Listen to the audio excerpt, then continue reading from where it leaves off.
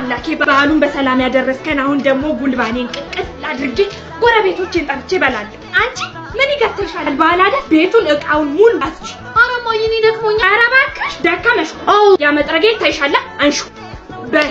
ይሄ ግቢ ሙሉን ከአጥሩ አንስተሽ እስከ በሩ ድረስ ትጠርጊያለሽ። አሁን በዓል በመጣ ቁጥር ፍዳችን ምን በለው? በደንብ ጠራጊው እንጂ የሸረሪት ድሩስ አልበዛም እንዴ? ያው በደንብ አልተጸዳም ግን ይሁን። አሁን ደግሞ መሬቱ በይ፣ መሬቱን ጠራጊ በደንብ ዙሪያ። እኔውንስ መሩኝ።